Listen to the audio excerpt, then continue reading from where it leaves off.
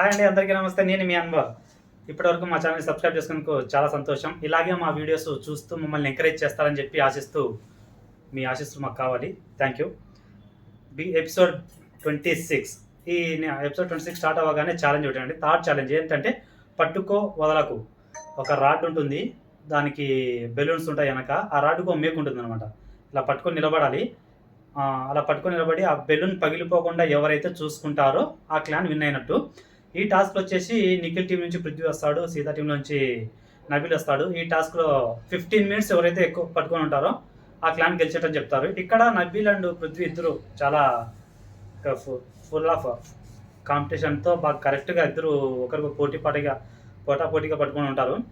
ఇక్కడ ఇలా పట్టుకొని 15 మినిట్స్ వాళ్ళు కంప్లీట్ చేసేసినాక మళ్ళీ బిగ్ బాస్ వచ్చేసి ఓకే 15 మినిట్స్ కంప్లీట్ అయింది కాబట్టి ఇప్పుడు ఒక్కొక్కరు ఒక హ్యాండ్తోనే హోల్డ్ చేయాలని చెప్పేసి రూల్ పెడతారు. ఒక హ్యాండ్తో హోల్డ్ చేసి పట్టుకోవాలని చెప్పి.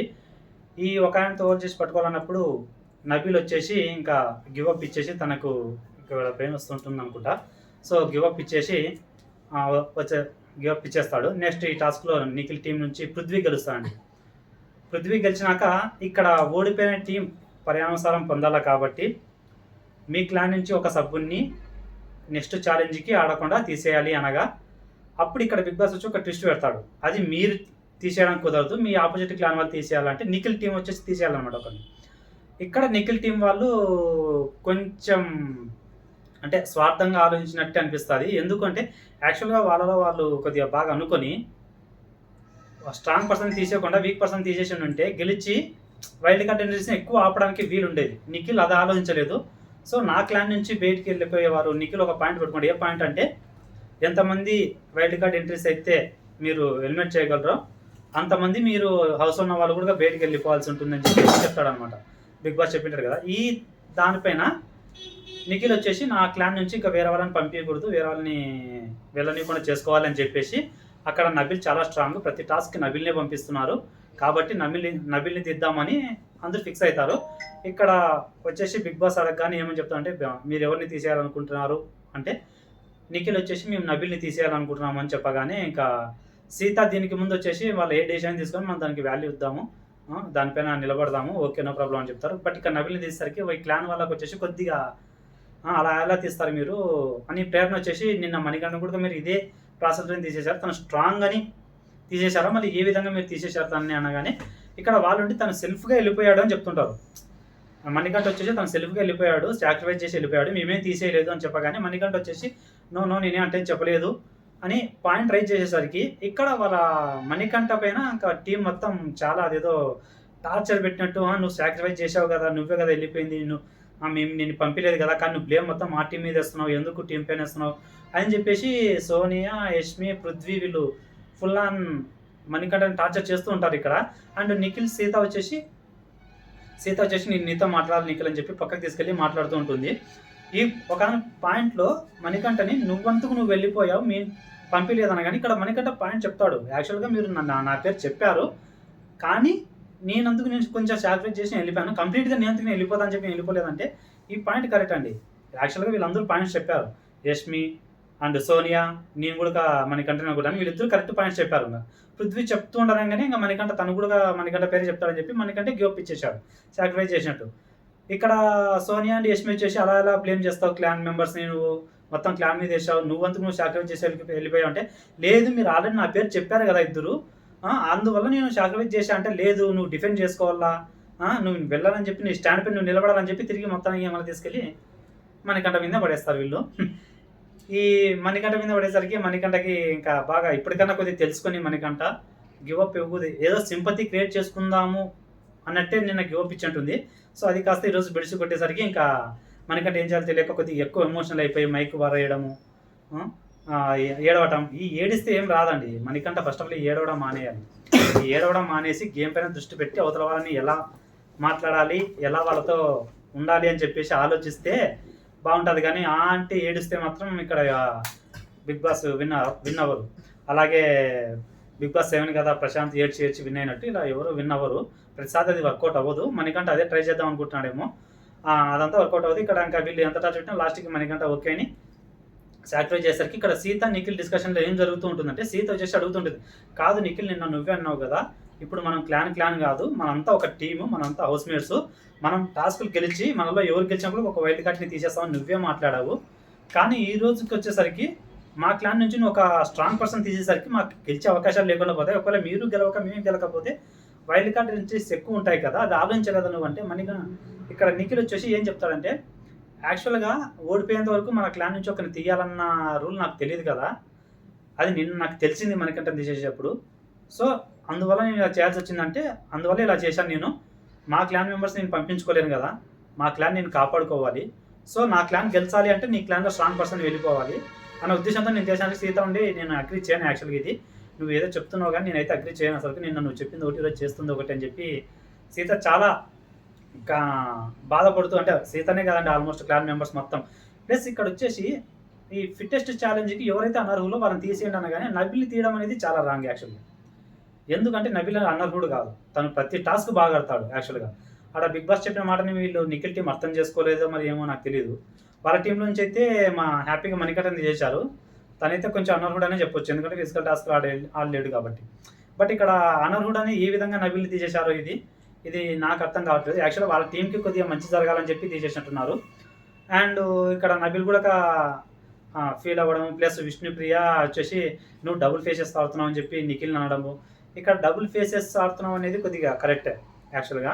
నిఖిల్ ఈ మధ్య కొద్దిగా ఇంకా స్టార్టింగ్‌లో ఉన్నట్టు కేరింగు, జాలి, దయ అలాంటివి ఏమి లేకుండా కొద్దిగా వాళ్ళ క్లాన్ మెంబర్స్ కాపాడుకోవాలని చెప్పేసి ఆ కోవర్‌లోనే గేమ్ ఆడుతున్నాడు. ఈ గేము ఆడుతున్నాం గానీ ఈ ఈ మొత్తం ఈ ప్రాసెస్‌లో మొత్తానికి బలైనది మాత్రం నబిల్ అండి. ఇక్కడ ఫస్ట్ ఆఫ్ ఆల్ నబిల్‌ని తీసేయాలన్న ఐడియా వచ్చేసి నిఖిల్ అండ్ సోనియా వాళ్ళిద్దరిది వస్తుంది. అండ్ ఇంకా ఇది ఎలాగైతేనేమి తీసేసినాక అయిపోయాక నబిల్ వెళ్ళిపోవాల్సిందే. నెక్స్ట్ ఇక్కడ వీళ్ళు టీమ్ మెంబర్స్ ఎంత బాధపడినా నబిల్ వచ్చేసి మీరెందుకు కిచెన్ రూమ్‌లో వాళ్ళ బౌల్స్ కడుగుతారు, అవన్నీ కడగొద్దండి, అవన్నీ అవసరం లేదు, చేయొద్దండి అని చెప్పి గట్టిగా మాట్లాడుకుంటుంటారు. ఆ తర్వాత నైనిక యాక్చువల్లీ నిఖిల్‌తో మాట్లాడుతూ ఉంటదంట. నైనిక వెళ్ళి నిఖిల్‌తో బాగున్నావారా, ఇది ఎట్టారా బేబీ, తిన్నావా ఇది అని చెప్పి, తిన్నావా నాన్న ఇది అని చెప్పి కొద్దిగా పలికేసరికి నిఖిల్ వచ్చేసి మార్నింగ్ నుంచి నాతో మాట్లాడలేదు అని చెప్పేసి ఇక్కడ నైనిక కొంచెం డబుల్ ఫేస్‌గా కనిపించింది నాకు. ఎందుకంటే సేఫ్ గేమ్ ఆడడానికి ట్రై చేసిందేమో.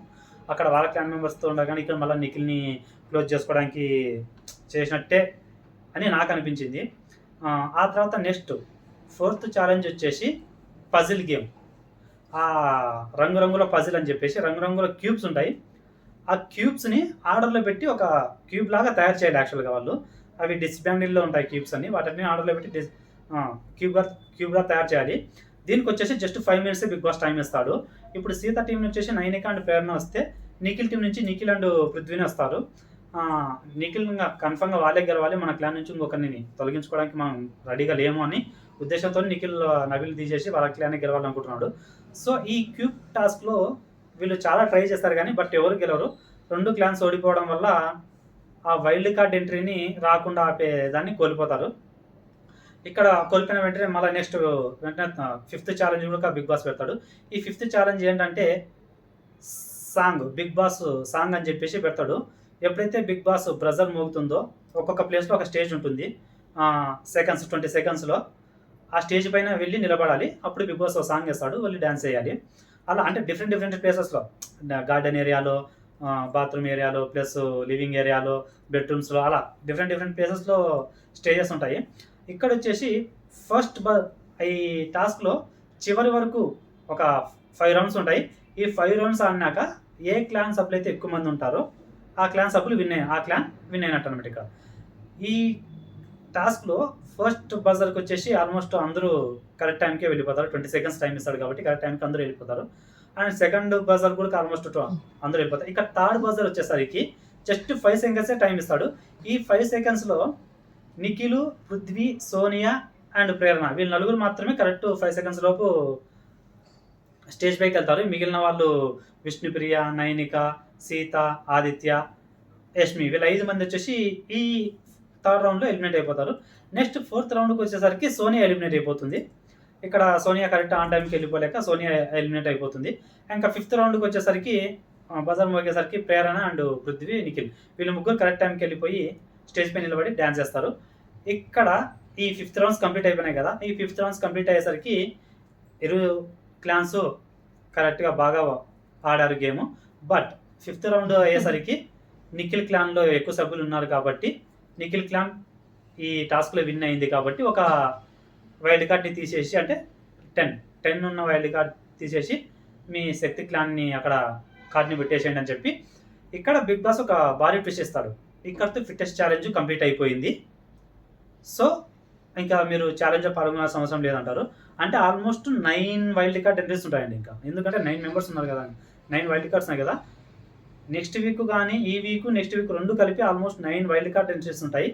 ప్లస్ బిగ్ బాస్ హౌస్లో నుంచి 3 వెళ్ళిపోవాలన్నా అనేది ఉంటుంది. బిగ్ బాస్ హౌస్ నుంచి 9 మంది వెళ్ళిపోతారా, 3 వెళ్ళిపోతారా, అది బిగ్ బాస్ నిర్ణయం ఎలా తీసుకుంటాడో తెలియదు. ప్లస్ మీరేమనుకుంటున్నారో కమెంట్ చేయండి. ఎంతమందిని బిగ్ బాస్ బయటకు పంపిస్తాడు, ఎన్ని వైల్డ్ కార్డ్ ఎంట్రీస్ లోపలికి వస్తాయి, అది ఈ వీక్ ఎంతమంది వస్తారు, నెక్స్ట్ వీక్ ఎంతమంది వస్తారు అనేది చూడాలి. ఈ వీకెండ్లో తెలుస్తుంది ఎన్ని wild card entries Bigg Boss హౌస్లోకి ఎంట్రీ ఉంటాయో, ఎంతమంది హౌస్లో ఉన్న వాళ్ళని ఎలిమినేట్ చేసి బయటకు పంపిస్తావు. మ్యాక్సిమం నేనైతే ఈ వీక్ డబుల్ ఎలిమినేషన్ లేదా ట్రిపుల్ ఎలిమినేషన్ ఉంటుందని నేను అనుకుంటున్నాను.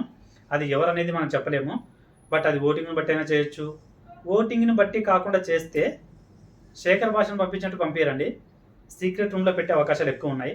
వైల్డ్ కార్డ్ ఎంట్రీస్ కూడా 9 కాదు, 9 రారు మ్యాక్సిమము. సో 9 రాకుండా మళ్ళీ ఏదైనా ఛాలెంజెస్ పెట్టి ఒక ఇద్దరినో అలా తొలగించేసి 7 మెంబర్స్ పంపించచ్చు అని నేను అనుకుంటున్నా. మీరేమనుకుంటున్నారో కమెంట్ చేయండి. Thank you.